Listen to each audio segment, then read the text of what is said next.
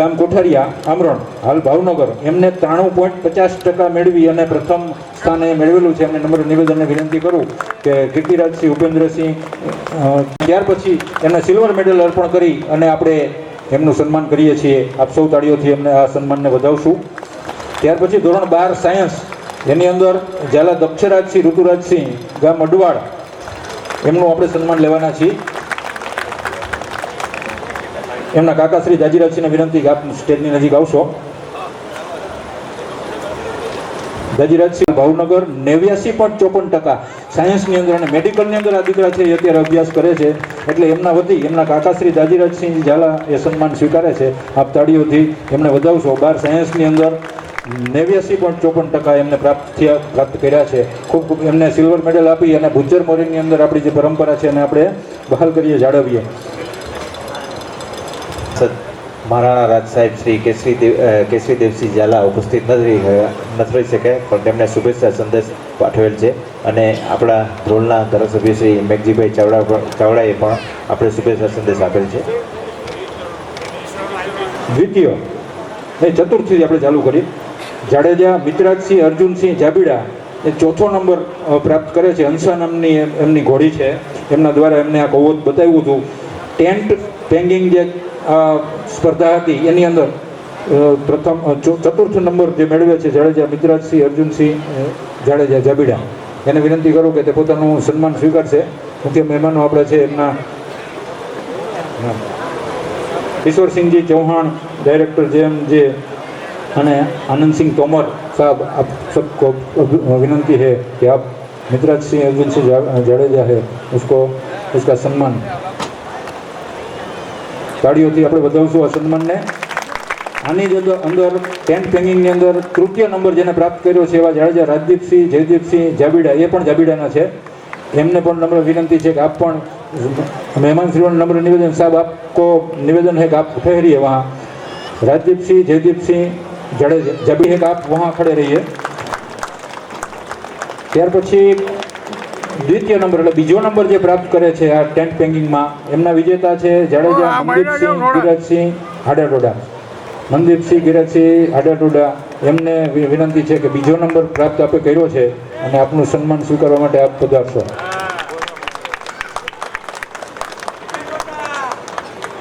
એમના મોમેન્ટો અને પ્રમાણપત્ર અર્પણ કરી અને આપણે સન્માન કરી રહ્યા છીએ. ટેન્ટ પેંગિંગના પ્રથમ વિજેતા જે છે આ કૌવત બતાવી અને આ ટેન્ટ પેંગિંગ સ્પર્ધા છે એની અંદર સૌથી પ્રથમ નંબર જેને મેળવ્યો છે જાડેજા પ્રિયદીપસિંહ સહદેવસિંહ સણોસરા. એમને નમ્ર નિવેદનને વિનંતી કરું કે આપ પધારો અને આપનું સન્માન ગ્રહણ કરશો. અશ્વ સ્પર્ધાની અંદર જુદી જુદી એમની જે છે એમાં કૌવત બતાવી અને ચોથો નંબર એમને પ્રાપ્ત કર્યો છે. એટલે રેવાલ ચાલના જે વિજેતા છે એ તૈયાર રહે. કરણસિંહ મહાવીરસિંહ જાડેજા પ્રાપ્ત કરે છે. આપણે 4 ઇનામો આપીએ છીએ. ત્રીજા નંબર વાળા તૈયારી ઝાલા હાજર ન હોય તો એના પછી પરમાર સહદેવસિંહ સુરુભા જાડિયા માનસર એ દ્વિતીય નંબર જેને પ્રાપ્ત કર્યો છે રેવાલ ચાલની અંદર એ દ્વિતીય ચાલના વિજેતા છે. પરમાર સહદેવસિંહ સુરુભા જાડિયા માનસર એ પોતાનું સન્માન ગ્રહણ કરશે. અને હવે છેલ્લે રેવાલ ચાલની અંદર જે પ્રથમ વિજેતા પ્રાપ્ત કર્યો છે પ્રથમ નંબર, જેમને હરિ નામની એમની જે ઘોડી છે યુવરાજસિંહ અનકુબા જાડેજા ખાખડાબેલાના યુવરાજસિંહને વિનંતી કરું કે આપનું સન્માન સ્વીકારશો, જેમને રેવાલ ચાલની અંદર પ્રથમ સ્થાન મેળવ્યું છે.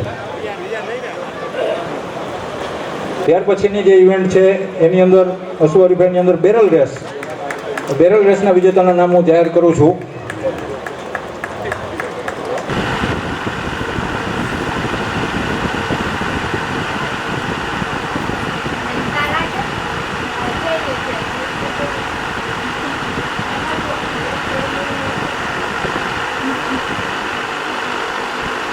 નું સન્માન થઈ રહ્યું છે. ડૉક્ટર સાહેબે જે વાત કરી કે ઘોડી ચલાવવી બહુ સહેલી વાત નથી, એમના જે અસવારો છે એમનું આપણે સ્વાગત સન્માન કરી રહ્યા છીએ. દ્વિતીય નંબર પ્રાપ્ત કરે છે જાડેજા મનદીપસિંહ ગિરાજસિંહ હાડાટોડા. મનદીપસિંહ ગિરાજસિંહ હાડાટોડા દ્વિતીય એટલે બીજો નંબર જેમને પ્રાપ્ત કર્યો છે અશ્વ હરીફાઈ સ્પર્ધામાં બેરલ રેસના જે વિજેતા છે એવા મનદીપસિંહ ગિરાજસિંહ હાડાટોડા એ દ્વિતીય નંબર પોતાનો સ્વીકારી રહ્યા છે. આપ તાળીઓથી અમને વધાવશો. અને છેલ્લે બેરલ રેસની અંદર પ્રથમ સ્થાન તુલસી ગોળી દ્વારા જેને પ્રાપ્ત કર્યું છે એવા જાડેજા રાજદીપસિંહ જયદીપસિંહ જાબીડાના રાજદીપસિંહને વિનંતી કરું કે આપ આપનું સન્માન સ્વીકારશો. પ્રથમ નંબર પ્રાપ્ત બેરલ વિજેતામાં કર્યો છે. ખૂબ ખૂબ અભિનંદન અને ધન્યવાદ આપ સૌને પાઠવું છું.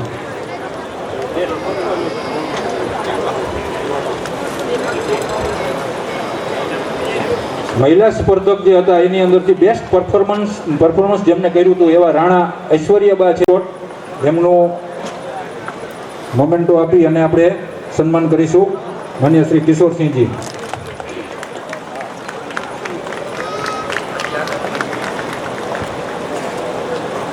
રિટાયર્ડ પ્રિન્સિપાલ ઢસા શ્રી અજીતસિંહજી બી ગોહિલ, અને એમને આપણે મોમેન્ટો અર્પણ કરી અને એમનું સન્માન કરીશું. આ બધા જજ છે અશ્વ હરિભાઈના.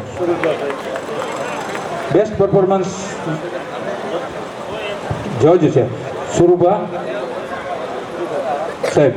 સાહેબને નમ્ર વિનંતી છે કે આપનો મોમેન્ટો આપ સ્વીકારશો.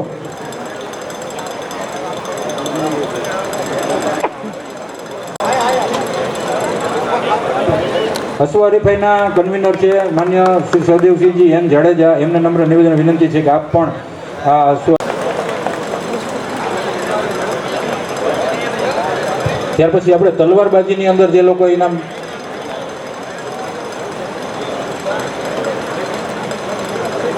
ઉપસ્થિત હોય અને આપણા અખિલ ગુજરાત રાજપૂત યુવા સંઘમાં તેમનું હાર્દિક સ્વાગત કરીએ છીએ.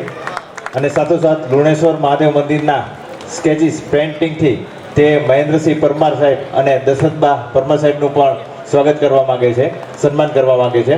લુણેશ્વર મહાદેવ મંદિરના સ્કેચથી મહીસાગર જિલ્લા દ્વારા શ્રી પરમાર સાહેબ અને દશરથબાને વિનંતી કરી સ્ટેજ ઉપર આવે.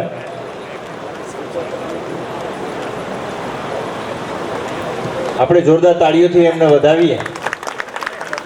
મહેન્દ્રસિંહ પરમાર સાહેબ અને દશરથબા તેમને પણ વિનંતી કરીએ.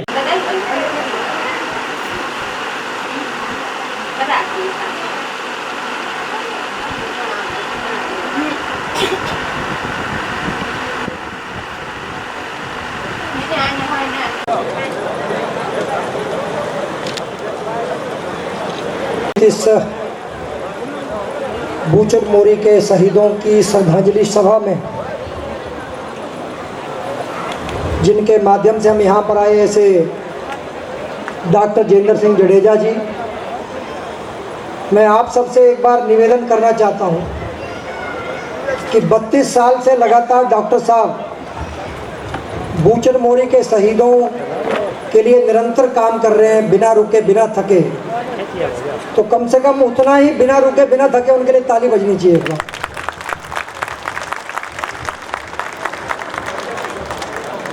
पूरे देश को, दुनिया को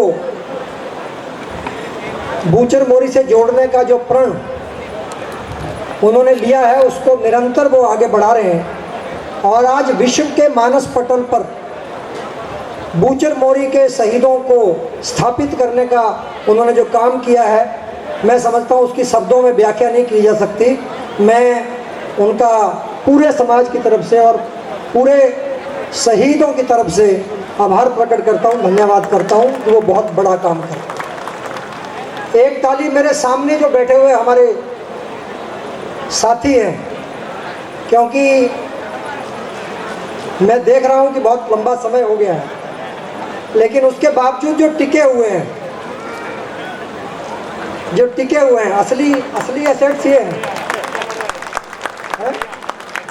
तो एक बार अपने लिए भी ताली बजानी है कि हम कम से कम टिके हुए हैं. नहीं है, हमारे उत्तर भारत में बोलते हैं जमे हुए हैं, तो कुछ जमने गए हैं, कुछ यहाँ जमे हैं. तो गुजरात वाले जमने भी गए हैं और यहाँ वाले जमे हुए भी हैं. हमारे बीच में श्री पीटी जडेजा जी, हमारे हुकुमा जडेजा जी, फॉर्मर गुजरात मिनिस्टर, वो तो चले गए शायद. किशोर सिंह चौहान जी, डायरेक्टर. आनंद सिंह तोमर जी, हमारे साथी मित्र हैं, ग्वालियर से चलकर आए हैं. हमारे जितेंद्र नारायण सिंह जी, जो पीएचडी चैम्बर ऑफ कॉमर्स में पहले उसको देखते थे, आजकल वो कॉमर्स का आगे उसको काम को आगे बढ़ा रहे हैं. वो हमारे बीच में अवधेश जी, केपी सिंह जी नोएडा से चलकर आए हैं, ब्रिजेश जी, प्रद्युमन जी, गबूबा भाई, महेंद्र सिंह परमार जी, नरेंद्र सिंह जडेजा जी, और यहाँ मंच पर सभी सम्मानित हमारे साथी, हमारी बहनें, और यहाँ बड़ी संख्या में उपस्थित समाज के साथियों। डॉक्टर साहब ने और झाला साहब ने, देवेंद्र सिंह जी ने काफ़ी डिटेल में ये बात कही है, और आज हम बड़े गर्व के साथ कहीं भी खड़े होते हैं तो बड़े गौरव के साथ अपना परिचय देते हैं। दुनिया के किसी भी मंच पर जब खड़े होते हैं तो गौरव के साथ परिचय देते हैं, लेकिन मैं आपको बताना चाहता हूँ वो गौरव हमारा नहीं है। ये गौरव हमको हमारे पूर्वजों ने दिया है, जिन्होंने अपने त्याग, तपस्या और बलिदान से इस धरती को सींचा है। उनकी जो तपस्या है, उनका जो त्याग है, वो हमारा गौरव है, और हमारी तपस्या और हमारा जो त्याग है वो हमारी आने वाली पीढ़ियों का गौरव होगा। तो बूचर मोरी हमको क्यों आना है, या शहीदों को क्यों याद करना है, या अपने इतिहास को क्यों याद करना है? इसलिए याद करना है ताकि हमारी आने वाली पीढ़ियां हमको याद कर सकें कि हमने भी देश के लिए, समाज के लिए क्या योगदान दिया है। वो प्रेरणा हमको यहाँ से मिलती है समाज के लिए कुछ देने की, करने की। तो मुझे खुशी है कि यहाँ हजारों लाखों की संख्या में यहाँ पर लोग आते हैं।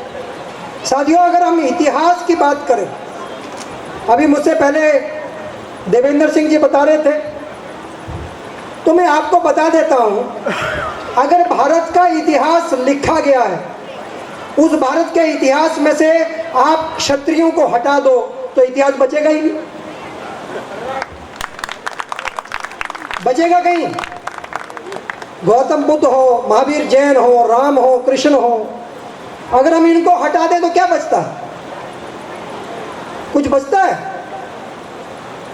तो मेरा ये कहना है कि इतिहास हमारे पूर्वजों ने लिखा है, बनाया है, लिखा नहीं है, बनाया है। लिखने वाले तो दूसरे थे। ये इतिहास हमारे पूर्वजों ने अपने पराक्रम से, अपने पुरुषार्थ से बनाया।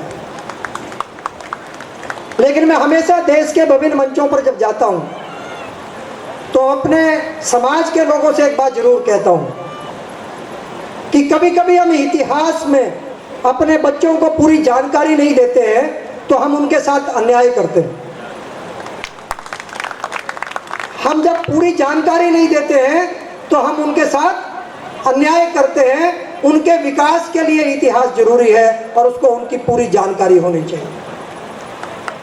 तो हम एक इतिहास की जब बात करते हैं, हम बूचर मोरी आते हैं, हम और बहुत सारे हमारे महाराणा प्रताप की भूमि उदयपुर जाते हैं, शिवाजी की भूमि पर जाते हैं, सब जगह जाते हैं। हमारे पूर्वजों ने अपने तलवार के दम पर, अपने पराक्रम के दम पर जो है भारत को जो है, आज भारत में अगर 100 करोड़ हिंदू अगर गौरव के साथ रह रहे हैं और गौरव के साथ जीवित हैं तो वो हमारे पूर्वजों की देन है, उनकी वजह से हम जीवित। मैं इतिहास को जब पढ़ता हूं तो जब ईसाईयत यूरोप से, रोम से उठी तो मात्र 500 वर्षों के अंदर यूरोप से लेकर अमेरिका तक उसका ईसाईकरण कर दिया। और इस्लाम जब अरब से उठा तो 500 वर्षों के अंदर अरब से लेकर और रसिया तक पूरी धरती का इस्लामीकरण कर दिया। वही इस्लाम जिसने 500 वर्षों के अंदर अरब से लेकर रसिया तक पूरे मध्य एशिया को और पूरे एशिया को जीत लिया, वो 500 वर्षों तक तो हमारी सीमा पर हमारे पूर्वजों के पराक्रम की वजह से एरिया रगड़ता रहा, भारत में एंट्री तक नहीं कर पाया। वो भारत में घुस नहीं पाया। और उसके बाद भी डॉक्टर साहब मुझे बता रहे थे कि हमने सिंध के ऊपर 650 वर्ष तक राज किया और मुगलों को सिंध से आगे नहीं आने दिया। तो मैं रास्ते में जब आ रहा था, डॉक्टर साहब के साथ चर्चा कर रहा था, तो उसमें एक बात मुझे कचोट रही थी, उसका मैं यहाँ जरूर जिक्र करना चाहता हूँ हमें अपने पराक्रम पर भरोसा है, अपने पुरुषार्थ पर भरोसा है। लेकिन एक बात जो मुझे कचोट रही थी, वो ये कचोट रही थी कि जाम सत्ता जी और आजा जी, जाम आजा जी, इनका बलिदान कुछ लोगों के विश्वासघात के कारण हुआ, वरना कोई दुनिया की ताकत जो है वो उनका बलिदान नहीं कर सकती। तो चाहे जूनागढ़ हो, चाहे कंडला, उनकी गद्दारी से कहीं ना कहीं हमारी लड़ाई में कमजोरी आई, लेकिन फिर भी जाम सत्ता जी और अजय जी ने, जाम अजय जी ने अपने बलिदान से इस धरती को जीवित रखा। लेकिन मैं यहाँ एक बात जरूर कहना चाहता हूँ कि ये हमारा इतिहास है पराक्रम का, लेकिन हम अपने बच्चों को ये जरूर बताएं कि केवल हमने युद्ध के क्षेत्र में ही पराक्रम नहीं किया है। अगर हम अपने बच्चों को आसमान पर, ऊंचाइयों पर ले जाना चाहते हैं तो हमको बताना पड़ेगा हमने अध्यात्म से लेकर विज्ञान तक के क्षेत्र में पुरुषार्थ किया है, पराक्रम किया है। आज दुनिया के अंदर जो धर्म जाने जाते हैं, जैन धर्म के 24 तीर्थंकर क्षत्रिय हैं, बौद्ध धर्म के संस्थापक गौतम बुद्ध क्षत्रिय हैं। अगर हम इतिहास, राम जिसको हम मानते हैं, राम क्षत्रिय है, कृष्ण क्षत्रिय है। गीता जैसा ज्ञान अगर धरती पर किसी ने दिया तो वो उससे बड़ा ज्ञान आज तक दुनिया में नहीं हुआ, सारी दुनिया उसका लोहा मानती है। वो ज्ञान भी क्षत्रियों ने ही दिया। तो अध्यात्म के क्षेत्र में हमने अपने आप को स्थापित किया। मैं कई बार हिस्ट्री लिखने वाले हमारे साथ अन्याय करते हैं, उसका जिक्र भी यहाँ करना चाहूँगा। भगीरथ दुनिया के सबसे बड़े भूवैज्ञानिक हुए। आज दुनिया के अंदर कोई भूवैज्ञानिक ऐसा नहीं हुआ जिसने नदी का मुंह मोड़ दिया हो। भगीरथ को हुए वैज्ञानिक, भूवैज्ञानिक हुए जिन्होंने अपनी पीढ़ियां खपाई और गंगा को धरती पर लेकर आए। लेकिन कुछ लोग क्या लिखते हैं, भगीरथ के प्रयास को, भगीरथ की मेहनत को मलाइन करने के लिए, उसके कंट्रीब्यूशन को कम करने के लिए कुछ लोगों ने बड़ी चालाकी से लिख दिया कि वो तो आसमान से गिरी थी और किसी के बालों में गिरी थी। ऐसा नहीं था। अपनी मेहनत के बल पर गंगा को धरती पर लाने का काम किया, क्योंकि भगीरथ जानता था कि पानी, जल ही जीवन है। और अगर गंगा जो चीन की तरफ बहती थी उसको अगर भारत की तरफ मोड़ा, और भारत का जो ये आज सबसे समृद्ध क्षेत्र जिसको हम मानते हैं बंगाल की खाड़ी तक जो है, ये केवल और केवल भगीरथ की देन है। और भारत के अंदर जो सभ्यता फली फूली उसमें भगीरथ का बहुत बड़ा कंट्रीब्यूशन है। हम उसको कभी कभी मना करते हैं। मैं डॉक्टर साहब जब हमसे मिलते थे तो हमने कहा कि हमारे बच्चे जो हैं वो आज का टाइम है, इनको व्यापार करना चाहिए, इनको व्यापार करना सिखाना चाहिए। हमारे बच्चों को शायद पता नहीं है। मैं उत्तर भारत में जहाँ भी जाता हूँ तो उनको कहता हूँ कि जो सबसे समृद्धशाली कम्युनिटी है, सबसे रिच कम्युनिटी है, वो अग्रवाल है, बढ़िया हैं उत्तर भारत के अंदर। उनका पूर्वज कौन है? महाराजा अग्रसेन, और वो क्षत्रिय समाज के थे। मैं अपने लोगों को ये कहता हूँ कि हमारे पूर्वज महाराजा अग्रसेन ने जो सिद्धांत दिया, जो प्रिंसिपल दिया व्यापार का, उसको अडॉप्ट करके, उसको अपने जीवन में अनुसरण लाकर वो लोग कंगले से करोड़पति बन गए, और राजपूतों ने उनको छोड़ दिया तो वो कंगाल हो गए करोड़पति से, क्योंकि हमने अपने इतिहास पर उसको छोड़ दिया। वो अग्रवालों के नहीं है, वो क्षत्रियों के पूर्वज हैं, लेकिन हमने उनके सिद्धांतों का पालन नहीं किया। इसलिए मैं जहाँ भी जाता हूँ कहता हूँ उनका भी चित्र लगाओ घर में, ताकि हमारे बच्चे व्यापार सीख सके, व्यापार के सिद्धांत सीख सके, व्यापार के प्रिंसिपल सीख सके, सहकारिता की ताकत सीख सके, क्योंकि मैं कोऑपरेटिव सेक्टर का लीडर हूँ, सहकारिता की ताकत सीख सके। मैं कल ही चर्चा कर रहा था कि विश्वामित्र को हम याद नहीं करते। विश्वामित्र से बड़ा कंट्रीब्यूशन नहीं है किसी का। विश्वामित्र नहीं होते तो राम राम नहीं होते, ये हमको समझना पड़ेगा। और विश्वामित्र जो है, उन्होंने ज्ञान के बल पर महर्षि की उपाधि, अपने पुरुषार्थ के बल पर महर्षि की उपाधि।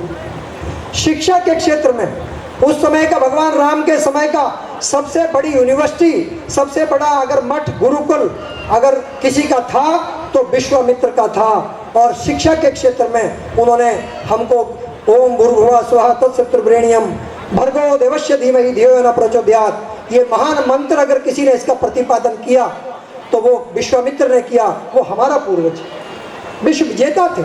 लेकिन उन्होंने देखा कि ज्ञान में बड़ी शक्ति है, तो उन्होंने राजा के पद त्याग कर जो है वो आश्रम की स्थापना करी, यूनिवर्सिटी की स्थापना करी और शिक्षा के माध्यम से चीज़ों को आगे बढ़ाया।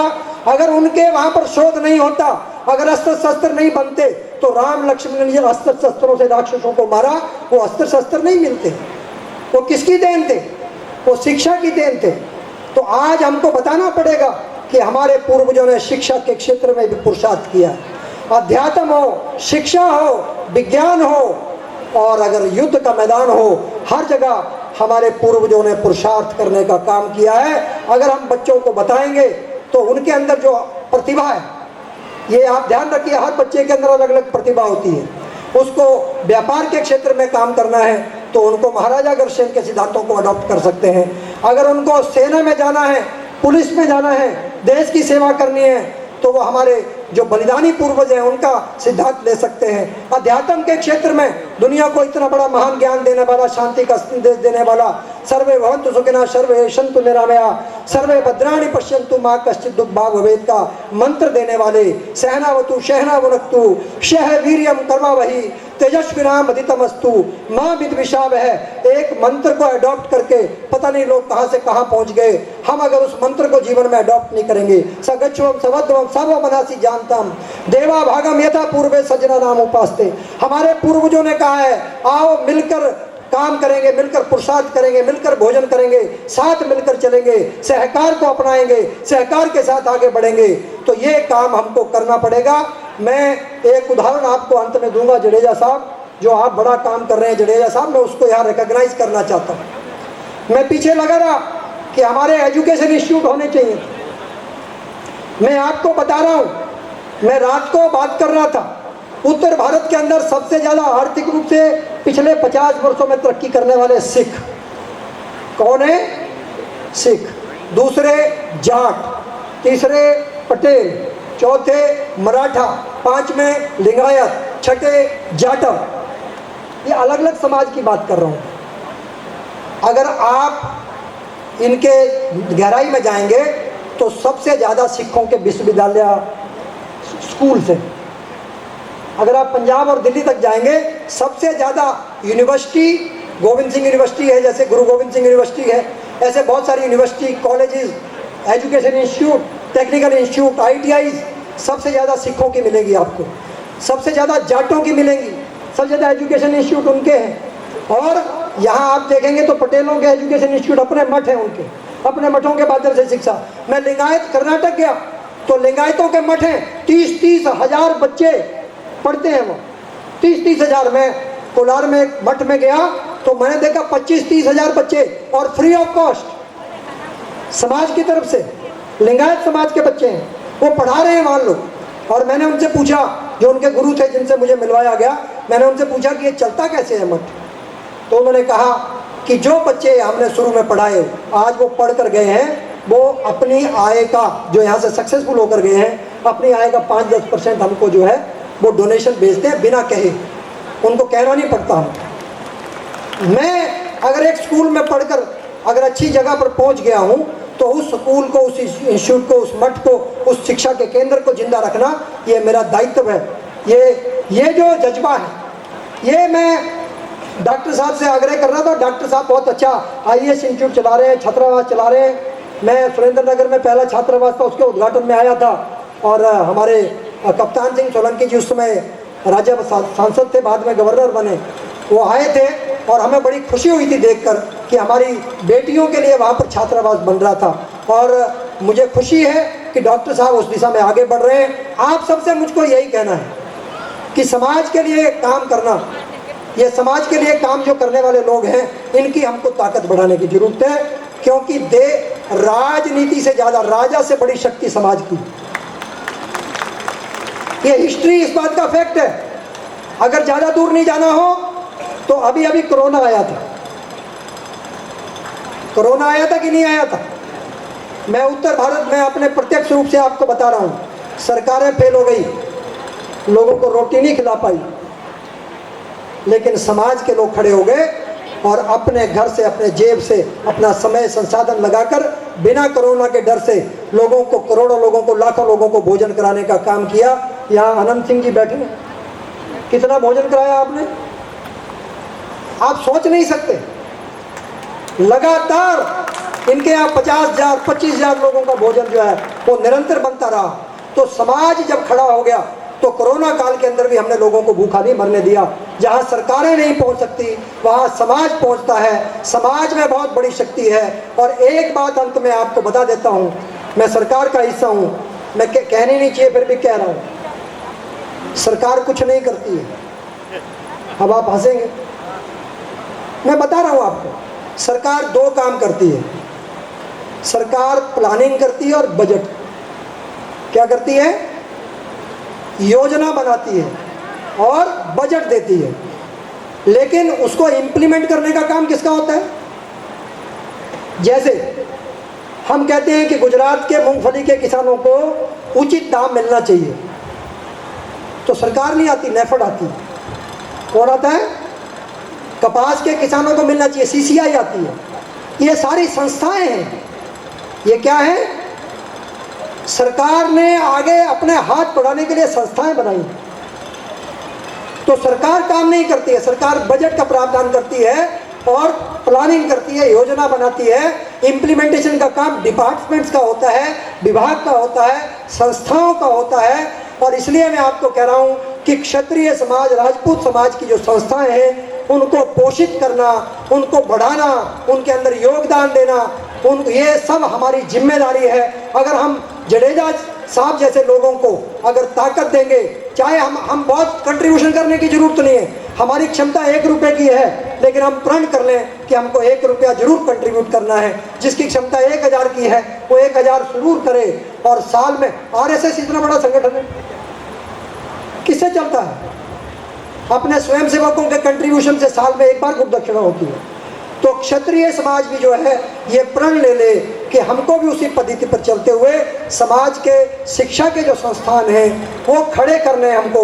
आज मुझे बड़ा दुख होता है, हिंदुस्तान के किसी एरिया में मैं चला जाता हूँ, बनारस गया, बनारस हिंदू यूनिवर्सिटी जो है, वहाँ पर मदन मोहन मालवीय जी का चित्र लग रहा है।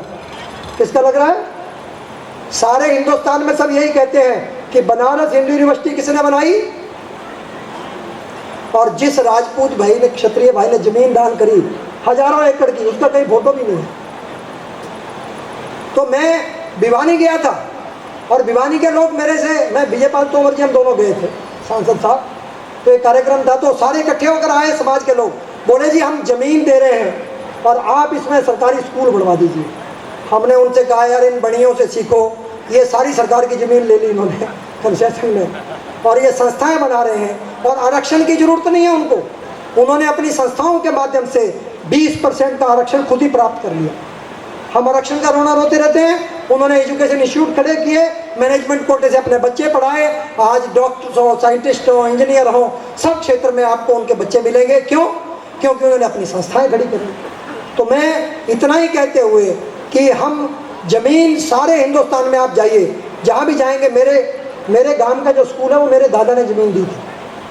तो मैं लगभग 20 साल के बाद अपने गांव गया तो मेरे बच्चे भी मेरे साथ थे। तो उनको किसी ने बताया था कि स्कूल तो हमारी ज़मीन पर बना है। तो हम उनको लेकर गए तो गेट पे चौकीदार ने रोक लिया, बोले भैया कहाँ जा रहे हो? हमने कहा यार स्कूल देखने जा रहे हैं। तो बोले अरे इधर ऐसे नहीं जा सकते आप अंदर। मैंने कहा भाई किसी बगल में कोई सज्जन बैठते, बोले इनकी ज़मीन पर बना है। बोले बना होगा, अब ये सरकारी है, बाहर चले जाओ। तो हमने ज़मीन दी, लेकिन आज हमारा कोई मालिकाना हक नहीं है। मेरा आपसे निवेदन है, ज़मीन देने की चीज़ नहीं है, ज़मीन लेने की चीज़ है और संस्थाओं को दीजिए।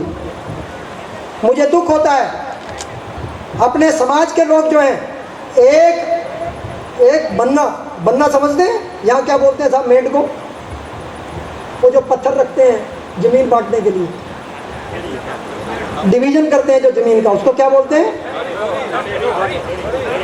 धड़ी। तो धड़ी का जो पत्थर है ना, उसके भाई की ज़मीन है बगल में, 1 इंच अगर आगे को हो जाए तो तलवारें चलती हैं। आप हैरान होंगे। मतलब मैं बता रहा था जडेजा साहब को कि अगर ये बनने के चक्कर में मैं पड़ जाता तो मैं आज भारत सरकार में इतनी बड़ी पद पर नहीं होता, तो मैं बनने पर ही लड़ता रह जाता पूरी जिंदगी।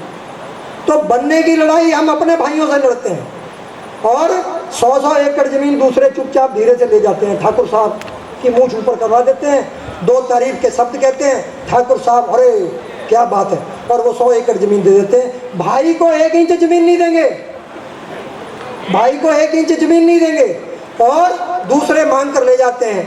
मेरा ये कहना है कि झूठी शान में नहीं पड़ना है, हमको कंक्रीट वर्क करना है, फाउंडेशन मजबूत करनी है, समाज को आगे बढ़ाना है। और आज अगर हम सच्चे मन से अपने शहीदों को श्रद्धांजलि देना चाहते हैं, यहाँ पर अगर सच्चे मन से हम उनको मानते हैं कि हमारे पूर्वजों ने अपना बलिदान दिया है, त्याग दिया इस देश के लिए, और उस देश को जिसको उन्होंने अपने बलिदान से बचाया है, उसको अगर हमको परम वैभव पर ले जाना है, आगे बढ़ाना है, तो हमको समाज का काम करने वाले लोगों के हाथ मजबूत करने हैं, और अधिक से अधिक कंट्रीब्यूशन करके हमको शिक्षण संस्थान कर रहे हैं। पूरे देश में अपने समाज के शिक्षण संस्थान होने चाहिए, ऐसा मेरा मतलब मेरी इच्छा भी है, कामना भी है। और डॉक्टर साहब के लिए एक बार जोरदार तालियां बजा दो, उस दिशा में उन्होंने काम करना प्रारंभ कर दिया है। व्यापार के क्षेत्र में पुरुषार्थ करें हमारे लोग, उसके लिए बिजनेस एक्सपो दिल्ली में भी उन्होंने लगाई गुजरात से आकर। आज डॉक्टर जयेंद्र सिंह जडेजा केवल आपके गुजरात के ही नेता नहीं है, ये क्षत्रिय समाज के पूरे हिंदुस्तान के पूरे विश्व के नेता बन गए। तो मैं उनको पुनः धन्यवाद करते हुए, और आप सबको कि आप सब यहाँ पर, आप सब ने हमें बुलाया, आप सब ने सम्मान दिया, और आप सब ने एक हमारी परंपरा जो 1648 संवत से चली आ रही है, उसको आप लोग जिंदा रखे हुए हैं। और आप लोगों ने जो हमारे पूर्वज हैं, जाम सत्ता जी हैं, और उनके बलिदान को पुनः याद करते हुए, उन सबको याद करते हुए, उनके चरणों में उनके श्रद्धांजलि देते हुए, मैं ये कामना के साथ, मनोकामना के साथ कि हमारे पूर्वजों ने आज हमको जो गौरव दिया है, उस गौरव को जिंदा रखने के लिए, जो गौरव हमको पूर्वजों से मिला है, उस गौरव को जिंदा रखने के लिए हम कुछ ना कुछ योगदान जरूर करेंगे। और वो योगदान करेंगे तो हमारे आने वाली पीढ़ियां जो है वो भी गौरव के साथ हमको याद कर पाएंगी। तो इस गौरव को बनाए रखना हमारी परंपरा है, हमारी जिम्मेदारी है, उस जिम्मेदारी को पूरा करेंगे। इसी विश्वास और भरोसे के साथ मैं अपनी वाणी को विराम देता हूँ। मेरे साथ एक बार जोरदार नारा लगा दीजिए, भारत माता की, क्षत्रिय एकता जिंदाबाद, क्षत्रिय एकता, जिंदाबाद। जय माता दी। खूब खूब